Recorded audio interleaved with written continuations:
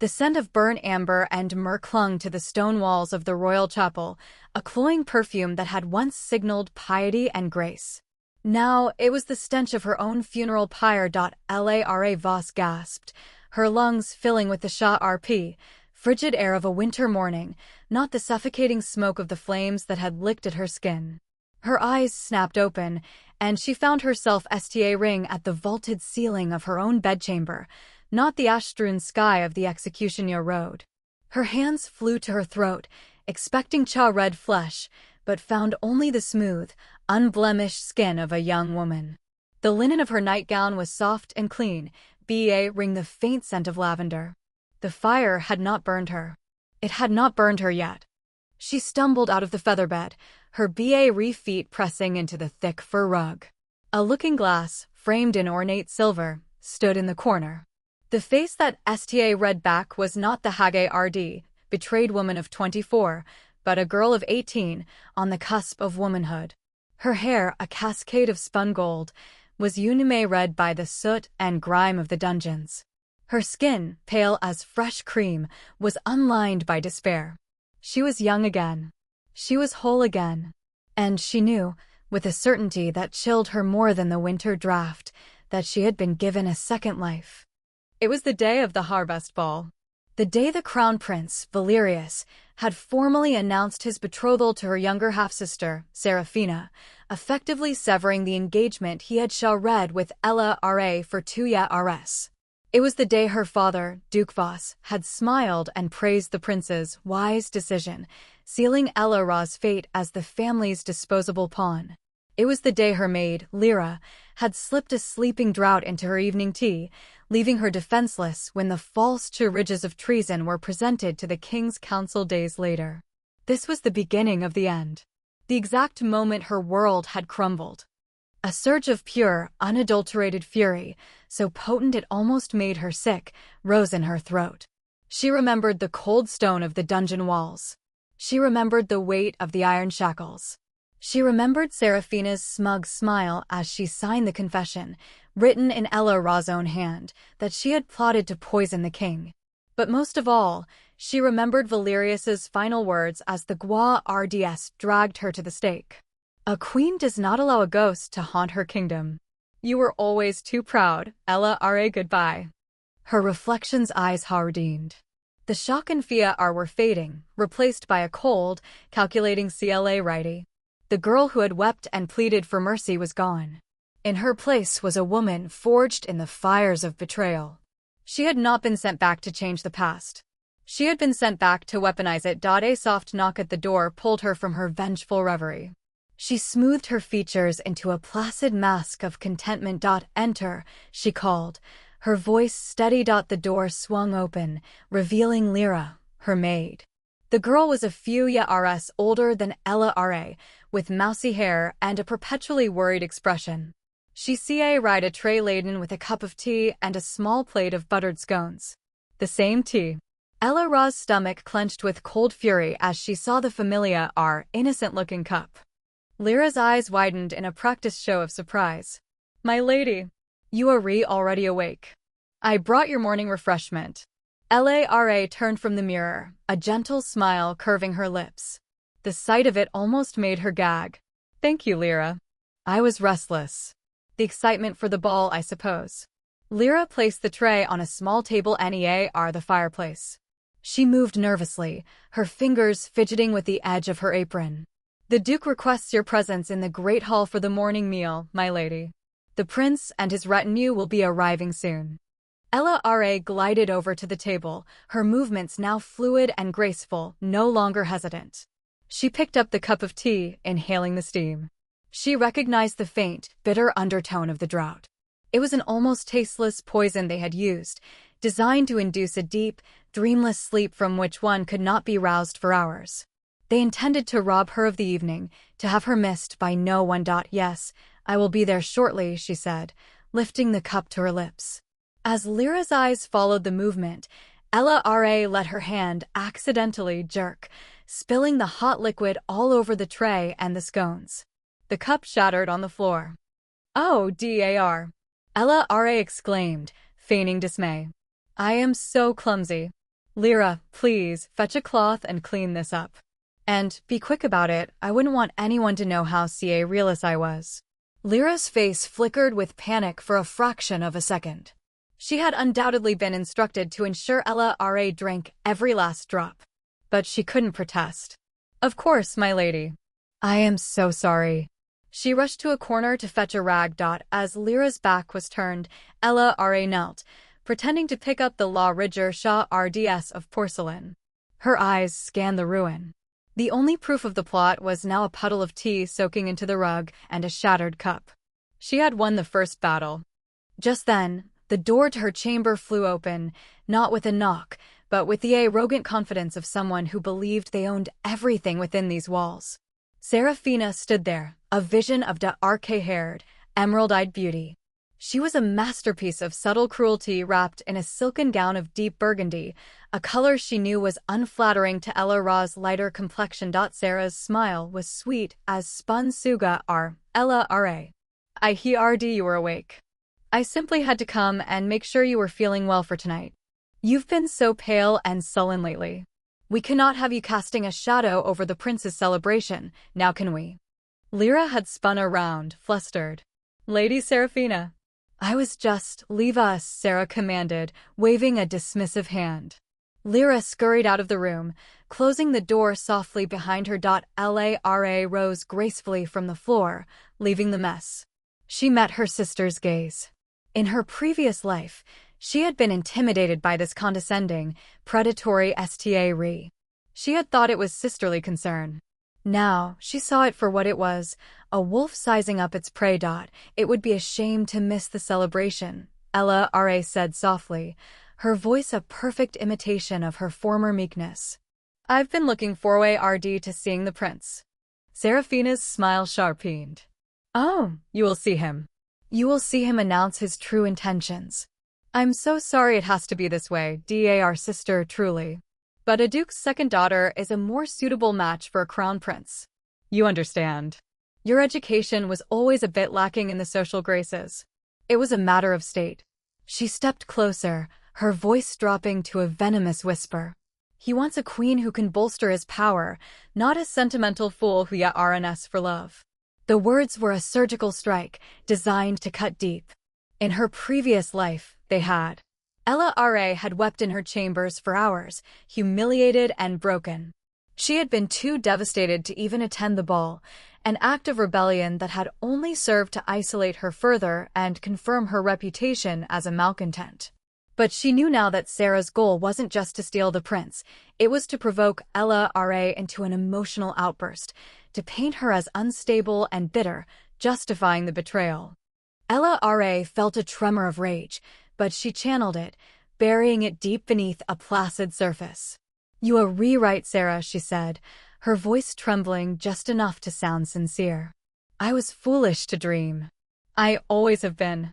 Perhaps a quiet night in my chambers is for the best. The ladies of the court can be so cruel. She watched Serafina's smug expression falter for a split second. The girl had come to gloat, to see her sister weep.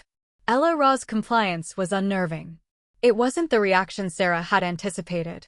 You will attend, Sarah snapped, a hint of her true nature seeping through. Father commands it. It would be an insult to the prince if you were not present. Do not give anyone reason to talk. She paused, her eyes scanning the broken cup and spilled tea on the floor, a flicker of suspicion passing through them. But Ella Ra was too meek, too pathetic, to have intentionally spilled it. Of course, Ella Ra whispered, lowering her gaze. I would not dream of defying father. Serafina huffed, satisfied with the display of submission. See that you don't. She turned on her heel and swept from the room, the heavy door clicking shut behind her. The moment Sarah was gone, Ella Ra's posture changed. The meekness evaporated, replaced by an iron resolve. She walked to her wardrobe, throwing open the heavy oak doors. The dresses inside were a testament to her former life. Dusty pastels, unfashionable cuts, and muted silks, all designed by her sister and father to make her invisible. She had been dressed like a forgotten shadow, happy to be overlooked. Not tonight. Her fingers brushed past the pale pinks and washed-out blues, her touch trailing over a gown at the very back of the wardrobe. One her stepmother had insisted was too ostentatious for her. It was a gown of emerald and black, the colors of the night sky. The bodice was cunningly cut, low enough to be breathtaking, but not scandalous, studded with tiny black jet beads that glittered like captured stars. The skirt fell in rich, heavy folds of silk that would catch the candlelight and hold the shadows. It was the dress of a confident, mature woman. A dress Serafina would be furious to see her. "We are." She heard her father's voice in the hallway, booming commands to the servants.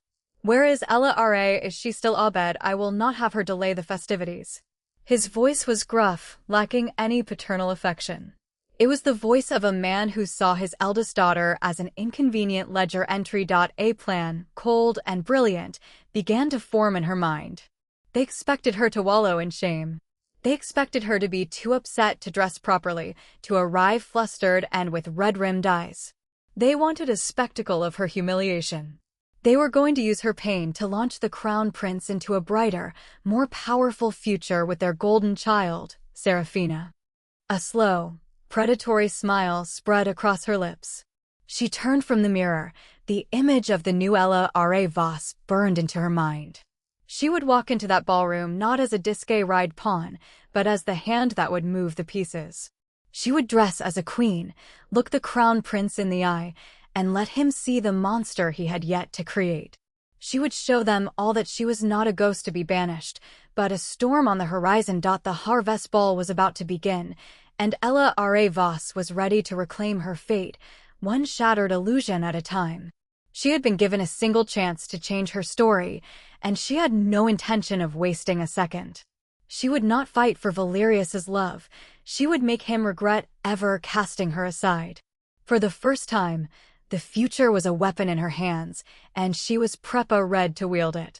The grand ballroom of the royal palace of Vestria was a sea of shimmering silks, glittering jewels, and whispered gossip. Hundreds of candles, suspended in monstrous crystal chandeliers, cast a golden glow over the assembled nobility. The air was thick with the mingled scents of expensive perfume, exotic beeswax, and the faint, heady aroma of roasted meats from the feast. The king's court was on full display, a glittering menagerie of power, ambition, and ruefully hidden malice. Lara stood at the top of the sweeping marble staircase, invisible to the throng below. She took a deep breath. In her other life, she had descended these stairs in a daze of shame, hiding her red-rimmed eyes behind a painted fan, only to be met with the prince's announcement of his engagement to Serafina. The humiliation had been absolute. It had stripped her of her dignity and painted a target on her back. This time, she was not a trembling maiden. She was a warrior descending into an enemy camp. She stepped four-way and the noise of the ballroom seemed to falter for just a second. The sound of her heels, sharp and deliberate, echoed against the high ceilings. As she came into the full light, the whispers began. A low hum of shock and surprise. Gone was the wallflower in the faded gray dress. In her place was a woman of such breathtaking, undeniable beauty that she seemed to command the very air around her. The emerald gown molded to her form like a second skin. The jet beads caught the light, creating a net of constellations across her torso. Her hair, a glorious mane of spun gold, was swept up in a clever arrangement of braids and loose curls, exposing the elegant line of her neck. Her skin glowed, and her eyes, the color of a stormy sea, held a steely glint that was entirely new. She was no longer a Voss daughter. She was a force of nature. Down on the main floor, she saw her father, Duke Voss, stiffen. His face, usually a mask of jolly arrogance, was frozen in shock. He had expected a weeping, embarrassed girl. His eyes root to Serafina, who stood near the dais. Sarah's smile had vanished. Her face was pale beneath her rouge, her emerald eyes wide with a fury she was struggling to contain. Ella Ra's dress was better than hers. More expensive. More striking. It was a direct challenge. Lara allowed her gaze to drift over the crowd, taking in the expressions. The old courtiers, who had whispered about the forlorn duchess-to-be, now sta read with undisguised awe. The younger lords, previously indifferent, were now drinking in the sight of her like a man dying of thirst. But her true target was the dais, where the crown prince Valerius sat, his long fingers wrapped around a goblet of wine. He was handsome, she remembered that. Chiseled features, dark hair with a single lock that fell across his brow, and a jaw that could cut glass. He was the epitome of a royal hero. But she knew the ice that beat beneath his princely chest.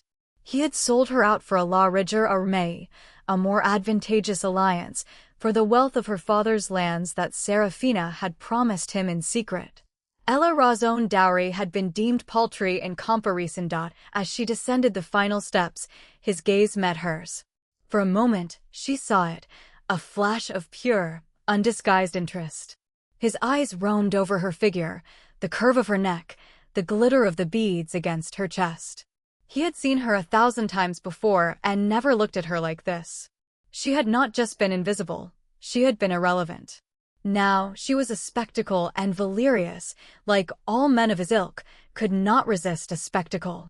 Serafina, sensing the shift in the prince's attention, was the first to act. She rushed forward, her burgundy skirt swishing, and grasped Ella Ra's arm in a grip of fake, but painful, sisterly affection.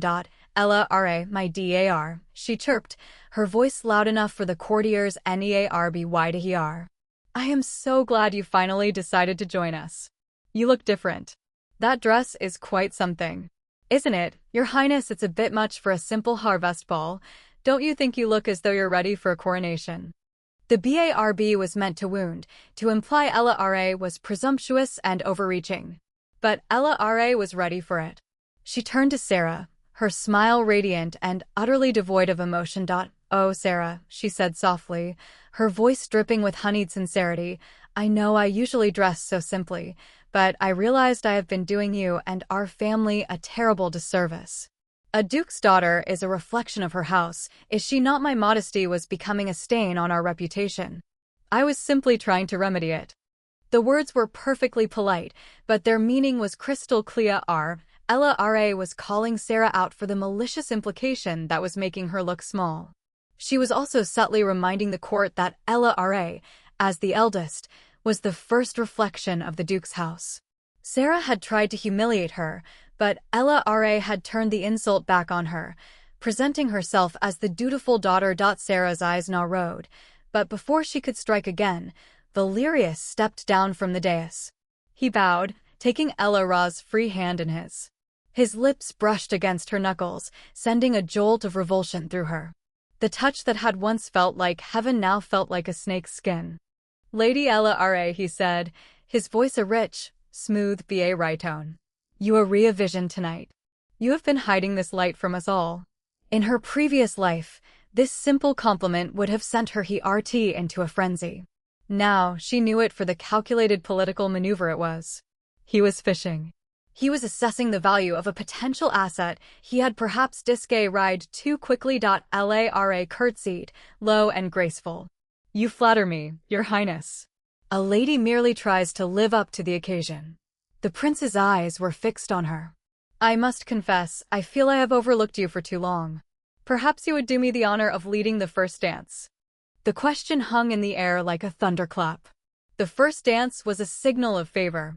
To give it to Ella Ra, his former betrothed, on the night he was rumored to announce his betrothal to Serafina, was a reckless and dangerous game. Sarah's face contorted with a rage she could rely suppress.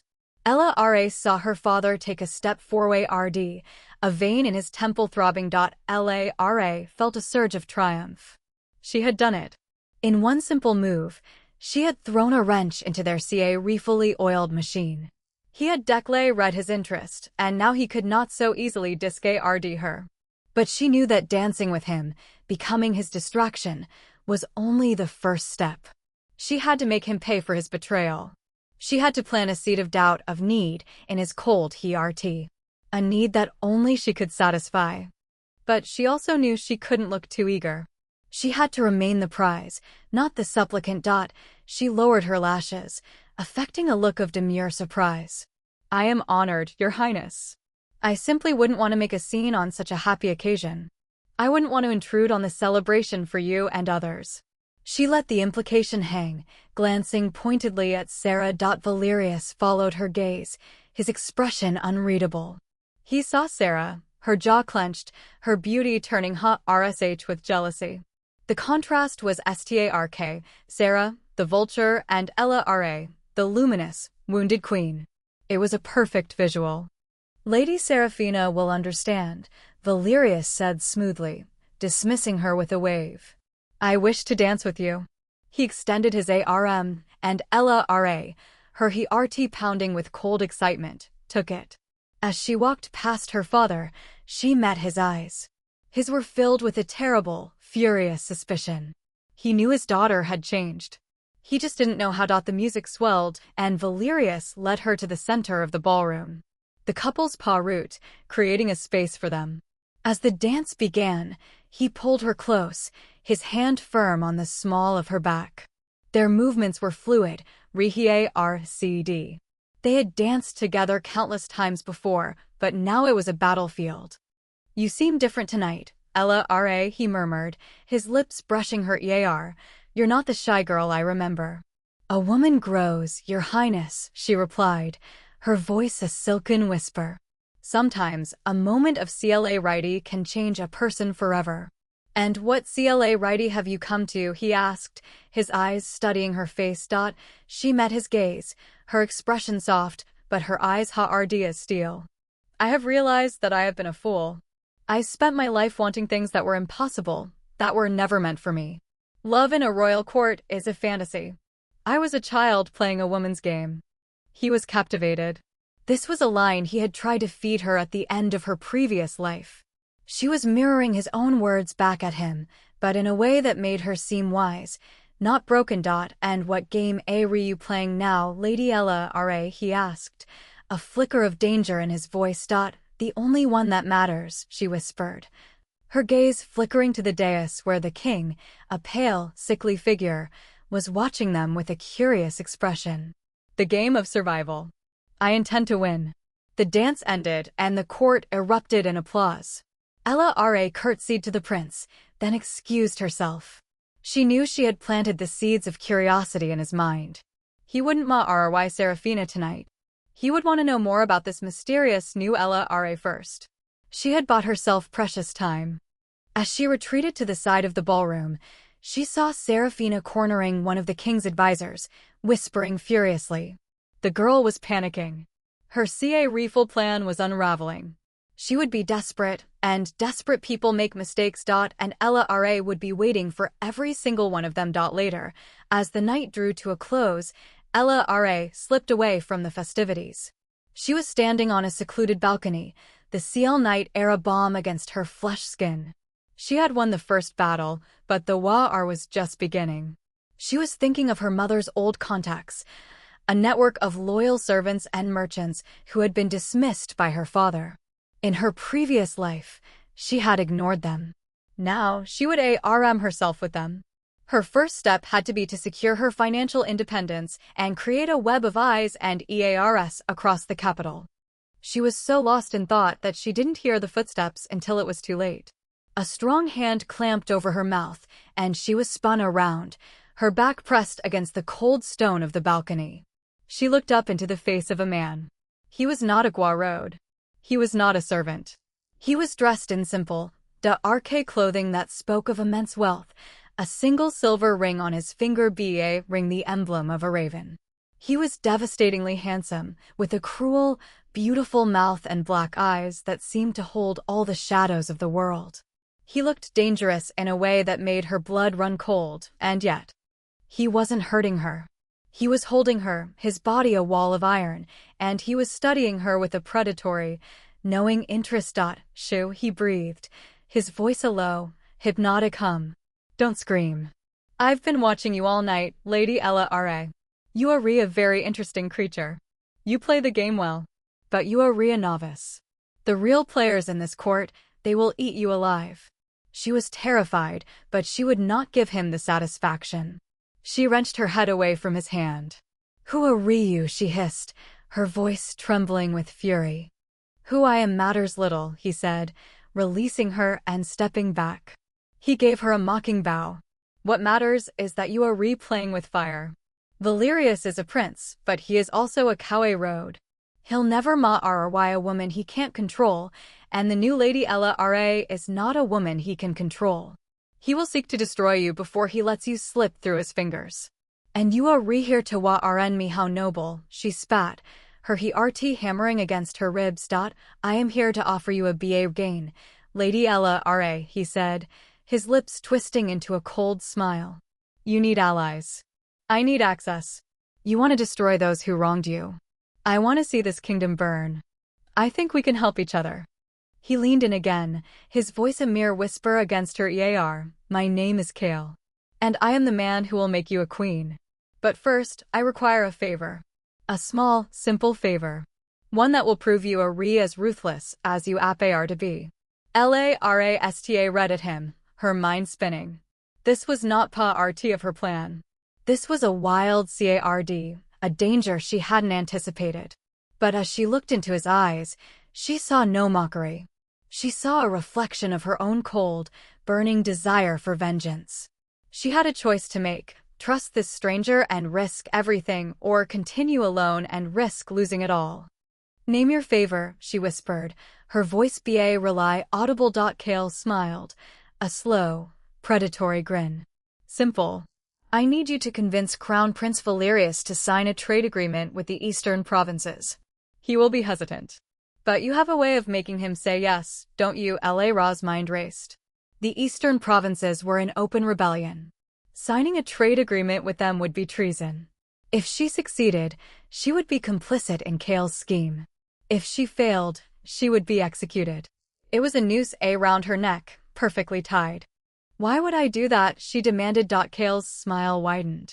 Because, my dar Lady Ella Ra, I am the only person in this court who knows the truth. I know that Seraphina was not the one who forged that confession against you in your previous life. I know it was your beloved prince himself. I know everything. Lara felt the blood drain from her face. He knew. He knew about her death, about her return. A chill that had nothing to do with the night air settled into her bones. What a Ryu, she breathed.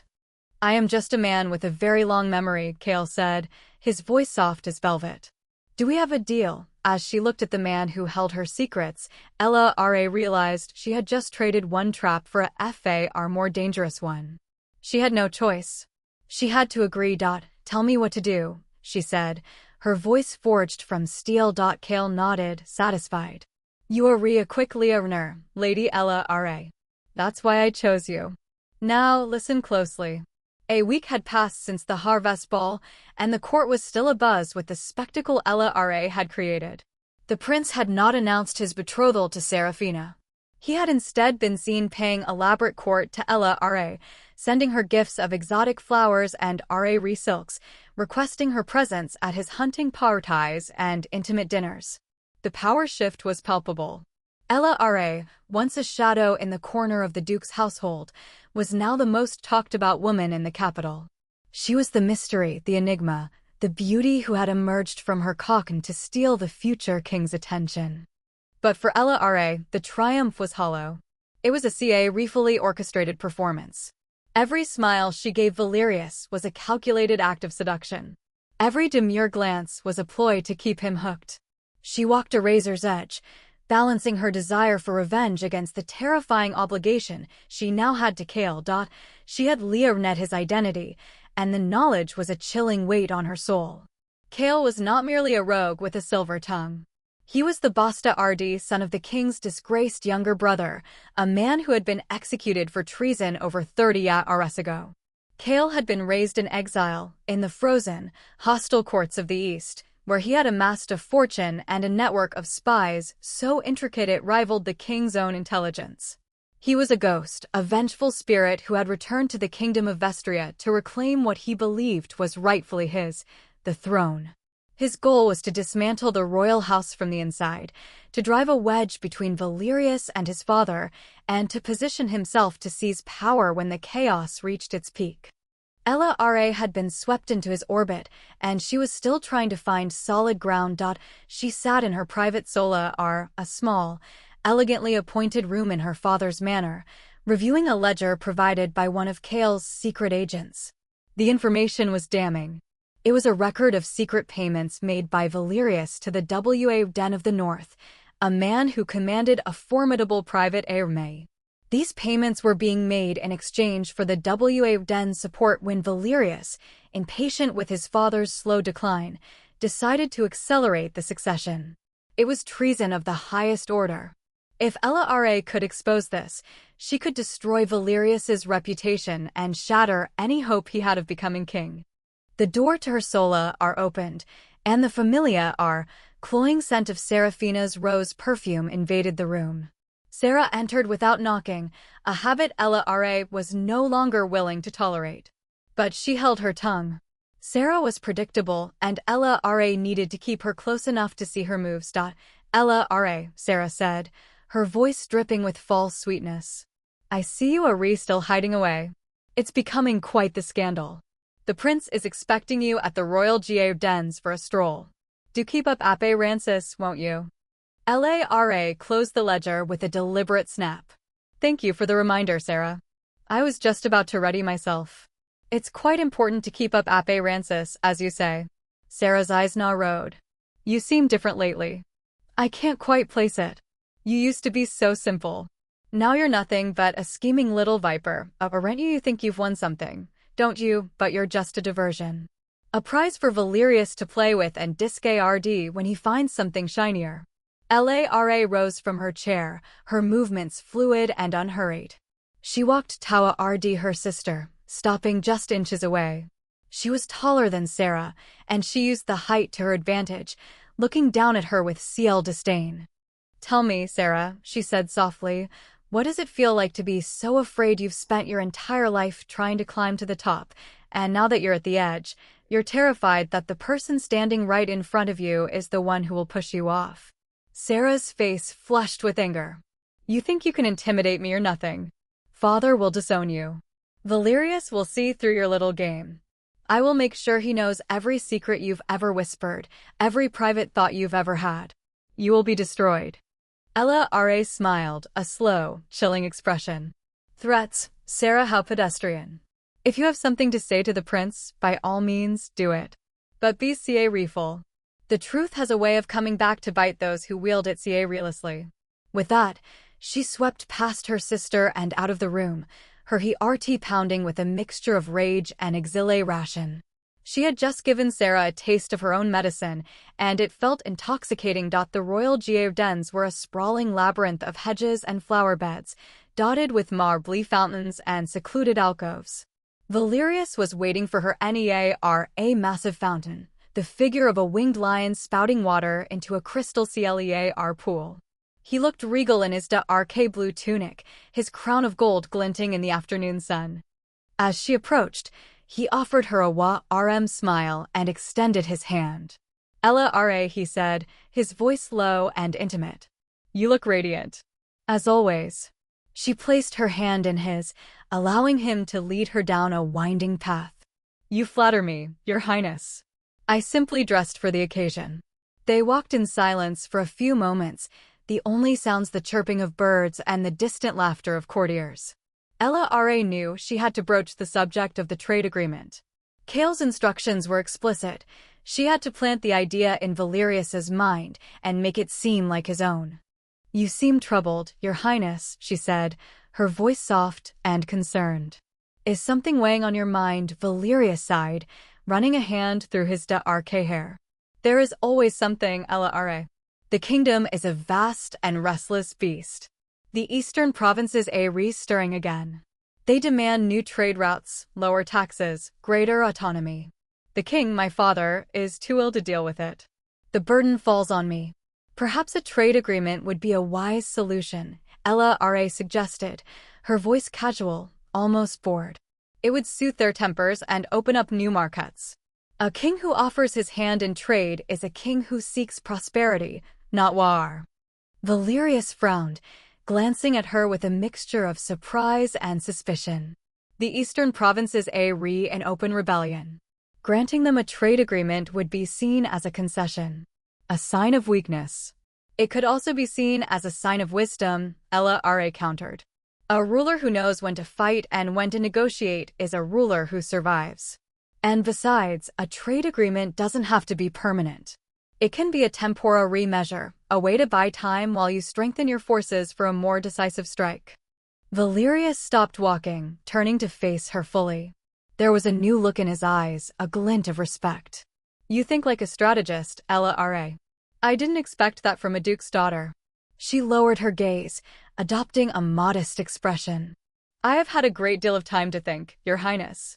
When one is overlooked, one Leah RNS to observe. And observation teaches many things. He reached out, tilting her chin up with a single finger. You are a fascinating woman, Ella Arevas. I find myself drawn to you in ways I cannot explain. My feelings for you were muddled before. But now I see you clear ROI. Her stomach churned at the touch, but she forced a demure smile. I am simply happy to be of use, Your Highness. Whatever you decide, I will support you. He smiled, satisfied with her response. I will consider the trade agreement. You have given me much to think about. As they resumed their walk, Ella Ra felt a cold satisfaction settle in her chest. She had planted the seed. Now she just had to wait for it to grow. That evening, she met Kale in a discreet location, a forgotten crypt beneath the city's oldest cathedral. The place was damp and dark, lit only by a single guttering candle. Kale was already there, lounging against a stone pillar with an air of casual menace. Tell me you have good news, he said, his voice echoing in the hollow space. The prince is considering the trade agreement, Ella Ra said. I planted the suggestion. He will likely act on it within the week. Kale's smile was wolfish. Excellent. You are proving to be a very useful tool, Lady Ella Ra. Tool, she repeated, her voice cold. I am no one's tool. I am a partner in this venture. Do not forget that. Kale pushed off from the pillar stalking Tawa Diher. He moved like a predator, silent and dangerous. Pierre, he said, his voice a low growl.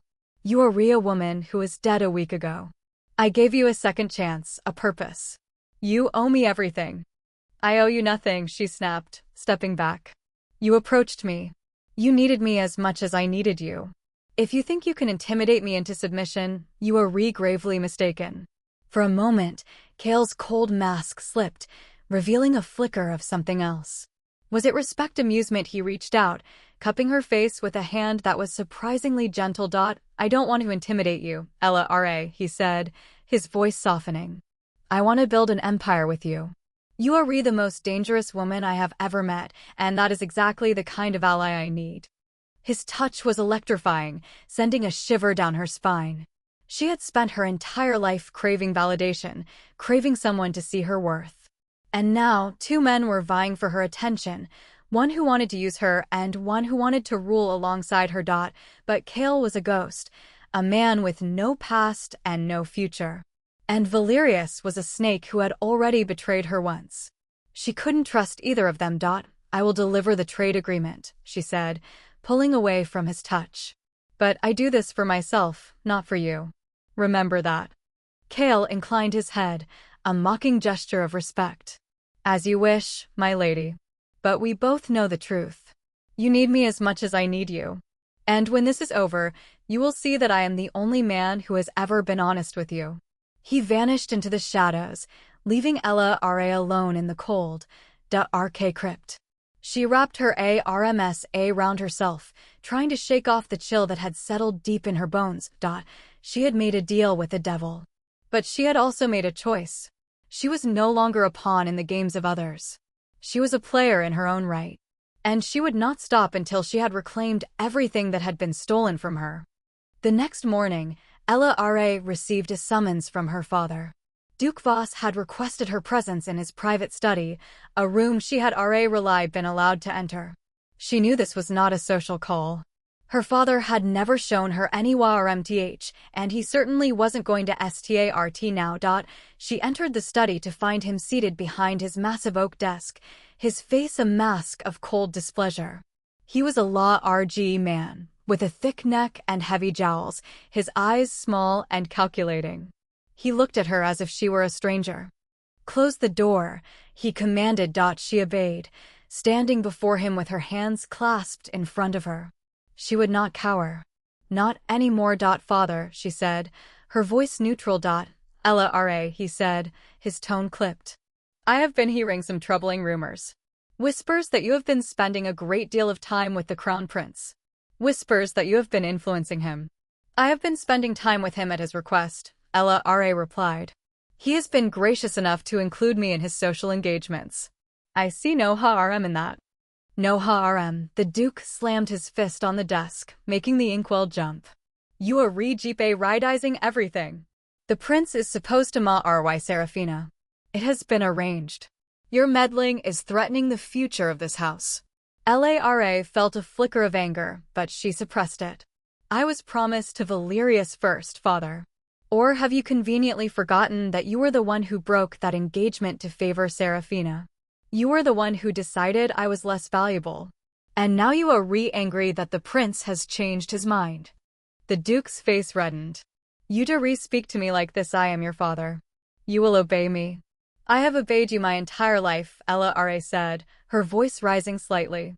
"And where has it gotten me? Nowhere. I was nothing to you. A tool to be used and discarded. But I am not that girl anymore. I will not let you use me again." She turned to leave, but his voice stopped her at the door. "Ella, he said, his tone suddenly soft, almost pleading. "You are my daughter. Whatever I have done, I did it for the good of the family. Can you not see that?" She paused, her hand on the door handle. For a moment, she almost believed him. Almost. But then she remembered the look on his face when she had been dragged away to the dungeons. He had stood there, watching as she had screamed for mercy. And he had done nothing. "I see everything now, father," she said, without turning around. "And I will not forget it." She walked out of the study, leaving him in stunned silence. She had just read war on her own family. The first battle was won. But the war was far from over. Chapter 4. Shadow Games. The days that followed were a masterclass in deception. Ella moved through the court like a ghost wrapped in silk, her smile a weapon, her eyes a fortress. She played her role with flawless precision, the reformed wallflower, the enigmatic beauty who had captured the crown prince's wandering attention. She accepted Valerius's gifts with graceful gratitude, attended his hunting parties with demure enthusiasm, and listened to his political woes with pretended fascination. All the while, she was building an army of her own. Her mother's old network had proven invaluable. The dismissed servants, the overlooked merchants, the widows and orphans who had once owed Lady Voss a debt of kindness, they remembered. And they were willing to serve the daughter who had been so cruelly cast aside. Ella now had eyes in every corner of the palace, in every noble household. She knew when Serafina whispered poison in the king's She knew when Duke Voss met secretly with the den of the north. She knew when Valerius, flushed with wine and arrogance, confessed his impatience with his father's lingering illness to his most trusted advisors. Knowledge was power. And Ella was becoming the most powerful woman in Vestria. But power came at a price. The price was Kale. The Basta RD prince had not been idle. He read in her chambers like a specter, always at the most unexpected moments, always with a new demand. He wanted access to the king's private correspondence. He wanted the names of the RDs who guarded the royal vaults. He wanted a detailed map of the palace's hidden passages, the ones known only to the royal family and their most trusted confidants. Ella provided him with everything. Not out of loyalty, but out of necessity. She was in too deep to turn back now. If Kale fell, he would take her with him. She had to keep him satisfied, keep him close, and keep him distracted while she built her own power base. And then there was the matter of the Eastern Trade Agreement. Valerius had finally signed it, much to the horror of his father's advisors. The king, weakened by his illness, had been unable to prevent it. The eastern provinces had rejoiced, and the court was divided. Some praised the prince for his wisdom, others whispered of treason. Valerius, however, was delighted. He had solved a diplomatic crisis with a single stroke of his pen, and he believed Ella Ra was the architect of his success. He reviled her with a gift of such extravagant proportions that the entire court took notice, a tiara of sapphires and diamonds, the very same one that had belonged to the prince's late mother, the beloved Queen Isidora. It was a gesture of such profound intimacy that it could only mean one thing. Valerius was preparing to make Ella Ra his queen. Serafina was livid. Ella Ra could see it in the tightness around her sister's mouth, the cold fury in her emerald eyes. But Sarah was not the kind of woman to accept defeat quietly. She was plotting, scheming, waiting for the perfect moment to strike. And Ella Ra knew that moment was coming soon. One evening, Ella Ra received an invitation to a private gathering at Serafina's chambers. The invitation was delivered by a nervous-looking maid, who stammered that Lady Serafina wished to mend their rift and extend an olive branch. Ella Ra's instincts screamed danger, but she could not refuse without appearing petty and vindictive. She had to play the game. She arrived at Sarah's chambers to find the room transformed. Candles flickered in every corner, casting dancing shadows on the walls. The air was thick with the scent of roses, so cloying it was almost suffocating. Sarah was seated on a divan, dressed in a gown of pale gold that made her look like a fallen angel. Ella Ra, she said, rising gracefully and extending her arms in a gesture of false welcome. I am so glad you came. I was afraid you might hold a grudge. Ella Ra accepted the embrace stiffly, her body on high alert. A grudge, Sarah, whatever, for we are sisters after all. Yes, sisters, Sarah repeated, her voice dripping with honey. I have been thinking about that a great deal lately. We have been at odds for too long. I want to make things right between us. She gestured for Ella Ra to sit, then poured 2 glasses of wine. Ella Ra watched her ruefully, noting the slight tremor in Sarah's hand as she passed the glass. A toast, Sarah said, raising her own glass. To reconciliation. To the future. To the end of all our petty squabbles. Ella Ra lifted her glass to her lips, but she did not drink. She could smell the faint, bitter undertone of the same sleeping draught that Lyra had tried to slip into her tea on the morning of the harvest ball. The scent was unmistakable. She lowered the glass, a serene smile on her face. I have never been much for wine, she said. It gives me a headache. But please, Sarah, do not let my discomfort spoil your toast. Sarah's eyes flickered with concealed rage. She had been counting on Ella Ra drinking the wine. The plan had been clear: drug Ella Ra, and while she was unconscious, stage a scandal that would ruin her forever. Perhaps she had even intended to have a man discovered in Ella Ra's bed, or to plant damning evidence in her chambers. But Ella Ra was not the gullible girl she had once been. She saw the trap for what it was, and she had already turned it back on her sister. You are not drinking, Sarah observed, her voice tight. I told you, Ella Ra said sweetly. Wine disagrees with me. But do not let me stop you. Please, drink up. Sarah hesitated, her eyes rooting to the glass in her own hand. She had to drink it to prove there was nothing wrong with it, but she knew as well as Ella Ra did that the drug was potent. She took a tiny sip, rely enough to wet her lips. It is a fine vintage, she said, setting the glass down. Ella Ra rose from her seat, a slow, deliberate movement. She walked toward the window, looking out at the moonlit dens below. You know, Sarah, she said softly, I have been thinking a great deal about the past. About how you and father conspired to steal Valerius from me. About how you forged that confession, the one that sent me to the executioner's pyre. She turned to face her sister, and the mask of sweetness fell away. Her eyes were cold, hard as flint. I know everything, she said, her voice a low, dangerous whisper. I know about the forged documents. I know about the bribes you paid to the king's advisors. I know about the secret meetings with the den of the North. I know about the poison you planned to slip into the king's wine. Sarah's face went pale. You are mad, she whispered. You have lost your mind. I have lost nothing, Ella Ra said, stepping closer. I have gained everything. I know that you and Father Ari plotting to have the king assassinated. I know that Valerius isn't on the plan. And I know that you intend to use the chaos of the succession to seize control of the Voss fortune. Sarah's composure shattered. She rose from the divan, her hands shaking. You have no proof, she hissed. It is your word against mine. I have all the proof I need, Ella said, her smile cold and triumphant. I have the ledgers. I have the letters. I have the testimony of your own servants. You are finished, Sarah. You just do not know it yet.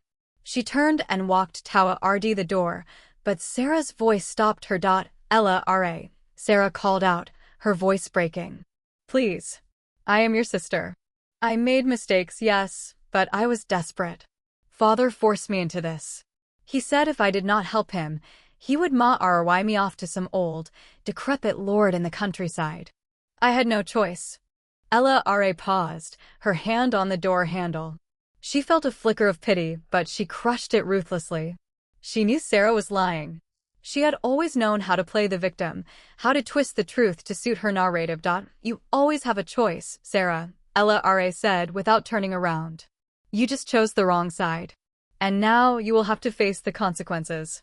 She walked out of the room, leaving Sarah sobbing on the floor. The first domino had fallen. The rest would follow. That night, Ella met Cale in the crypt once again. This time, she had news for him. News that would change everything. The king is dying, she said. Valerius and the Wa Den of the North are replanning to accelerate the process. They intend to poison him within the fortnight. Cale's eyes glittered with cold excitement. And you want to stop them? I want to let them succeed, Ella said. But I want to be ready when they do. When the king dies, Valerius will ascend the throne. And when he does, I will be standing beside him. As his queen. Cale raised an eyebrow. You intend to marry the man who had you executed in your previous life. I intend to use him, Ella said. And then, when the moment is right, I will destroy him. But first, I need to secure my position. I need allies. I need power. And I need you to help me. Cale studied her for a long moment, his expression unreadable.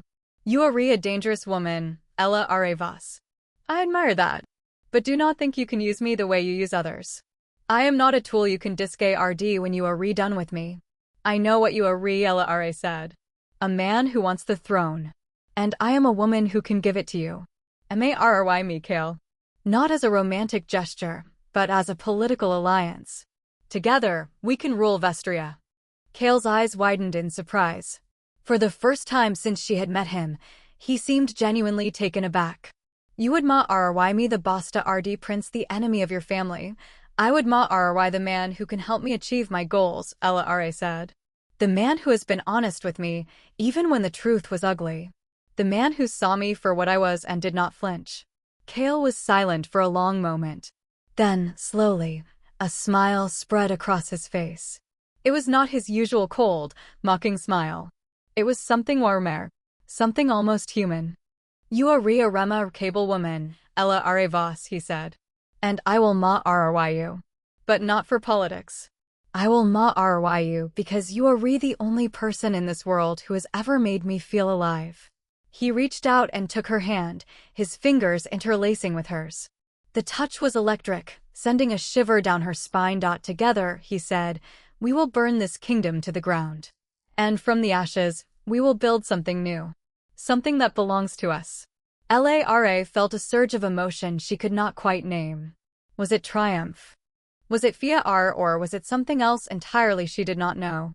But for the first time in her life, she felt like she was exactly where she was supposed to be. The Cathedral of St. Viridian was draped in black, a vast sea of mourning that stretched from the altar to the great bronze doors. Thousands of candles flickered in the dim light, their flames casting long, dancing shadows across the marbly floor. The air was thick with the scent of incense and the heavy silence of grief.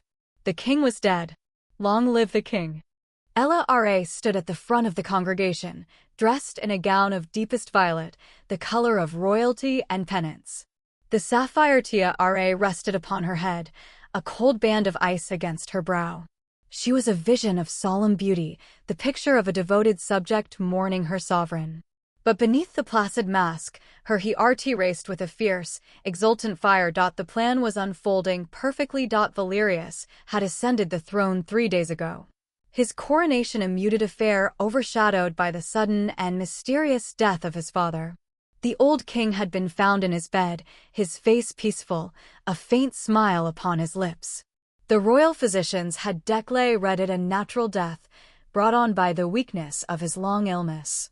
But Ella knew the truth.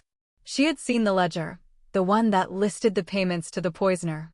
She had watched as Valerius had signed the order with his own trembling hand. And now here he stood, resplendent in his gold and crimson robes, the weight of the crown upon his head. He was the most powerful man in Vestria. And he was utterly blind to the noose tightening around his neck. Lara glanced to her left, where Kale stood among the lesser nobles, his face a mask of respectful sorrow. His dark eyes met hers for a fraction of a second, and she saw the glint of red understanding pass between them. He was ready. They were both ready. The ceremony dragged on, a tedious parade of prayers and eulogies. Ella endured it with practiced patience, her mind already racing ahead to the moment when she would finally exact her revenge. It was almost too easy. Valerius had been so eager to secure her loyalty, so desperate to believe that she had forgiven his past betrayals, that he had given her everything she needed. He had given her access to his private chambers. He had given her the authority to sign documents in his name. He had given her the trust that she had so carefully cultivated, the trust that she was about to shatter into a million pieces. The service ended, and the congregation filed out of the cathedral. Ella lingered, pretending to pray at the altar. She waited until the last of the mourners had route, then slipped through a side door and into the catacombs beneath the cathedral. Kale was waiting for her, his silhouette against the guttering torchlight. The glorifies in position, he said. The den of the North is preparing his army to march on the capital. By dawn, Valerius will have no allies left. Lara nodded, her face grim. And Seraphina, her chambers have been sealed. She is under guard, awaiting your pleasure. A cold smile curved Ellara's lips. Good. Let her wait a little longer. I want her to feel the same fear she made me feel all those years ago. Kale reached out, his hand finding hers in the darkness. Are you ready for this? She squeezed his hand, drawing strength from his presence. I was born ready for this. They emerged from the catacombs into the palace's inner courtyard, where a small gathering of trusted allies awaited them. Ella had been careful in building her network. She had chosen only those who had been wronged by Valerius or his father, those who had nothing to lose and everything to gain. They were loyal, and they were hungry for blood. Lara addressed them in a low, urgent voice. Tonight, we end the tyranny of the house of Valerius. Tonight, we reclaim what has been stolen from us. Do not falter. Do not show mercy. The future of Vestria depends on what we do here in this hour. The gathered nobles nodded, their faces grim and determined. They dispersed into the shadows, each to their assigned task. Lara and Kale made their way to the throne room, where Valerius was holding court with his most trusted advisors. The guards at the door bowed to Lara, a sign of the power she now wielded. They were her men now. Her father's men, recruited with promises of advancement and gold. She swept into the throne room, her violet gown trailing behind her like a shadow. Valerius looked up from his conversation, a pleased smile on his face. Lara, my love, he said, rising from the throne. I was wondering when you would join us. I have news. The den of the North has pledged his full support. The eastern provinces have agreed to a permanent peace. Everything is falling into place.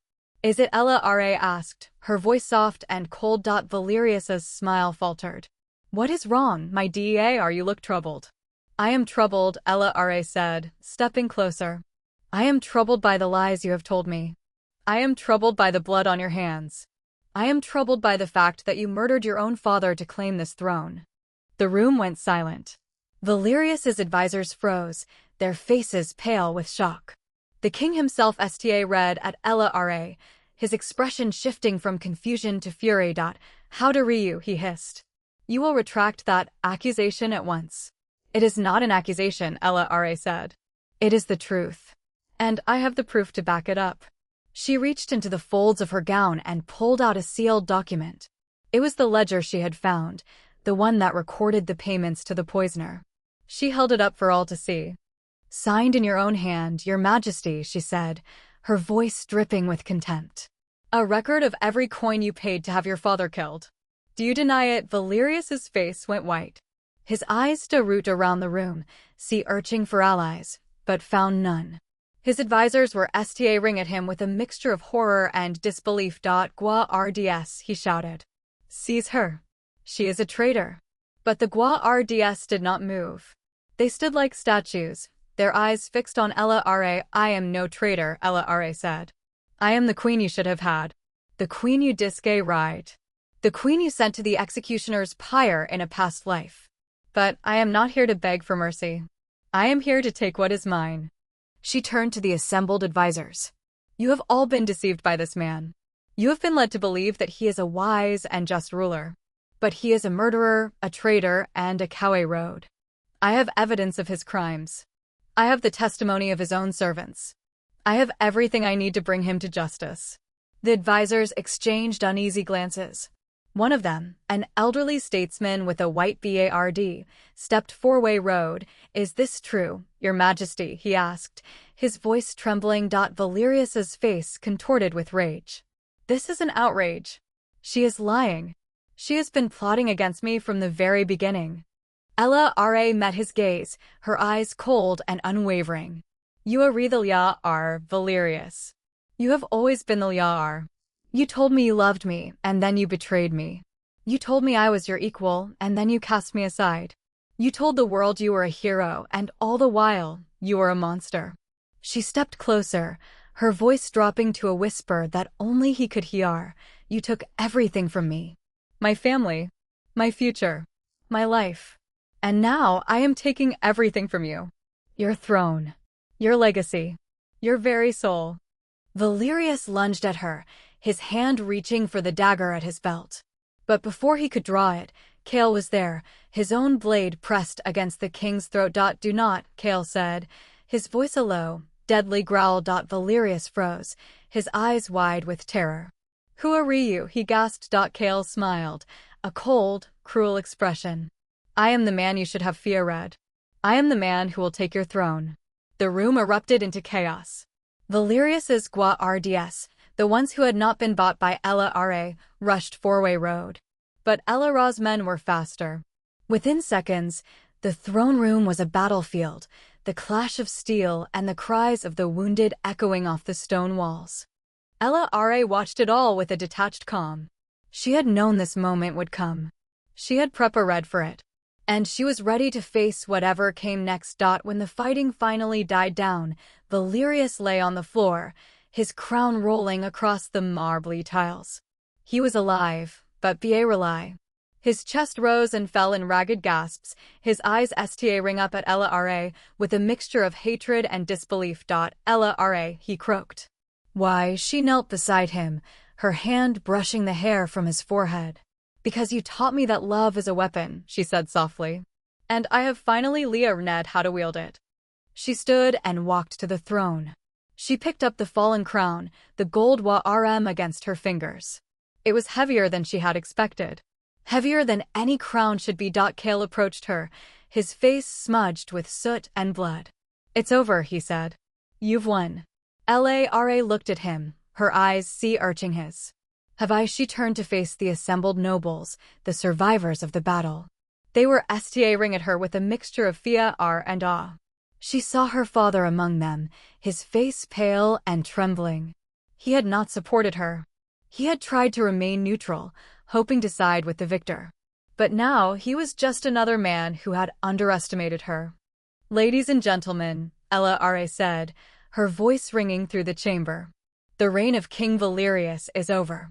A new era has begun. I will not pretend to be a saint. I have done terrible things to get here. But I have done them for the sake of justice. For the sake of those who were wronged. For the sake of a kingdom that deserves better. She placed the crown on her head, the CL metal settling against her brow. I am your queen, she said, and I will rule with wisdom and mercy. But do not mistake my mercy for weakness.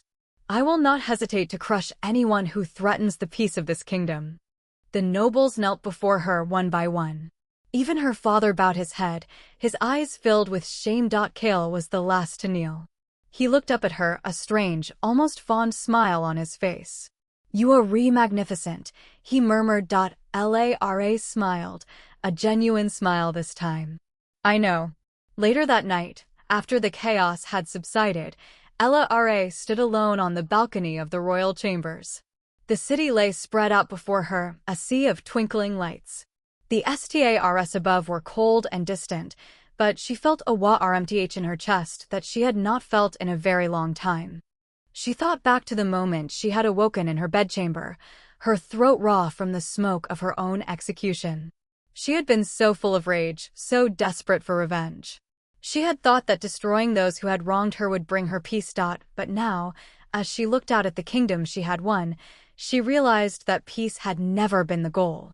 The goal had been to reclaim her own power, her own agency, her own destiny. And she had done it. Kale Ape read beside her, his hand finding hers in the darkness. Are you thinking about him? He asked, his voice soft. Valerius. Lara shook her head.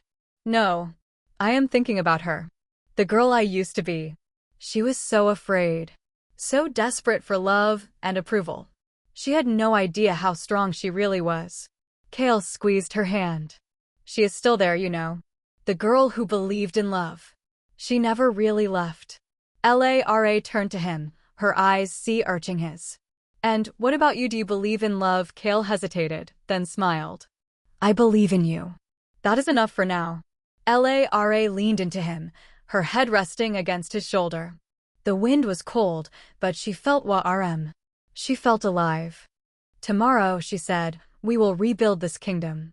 We will make it something better. Something worthy of the people who live here.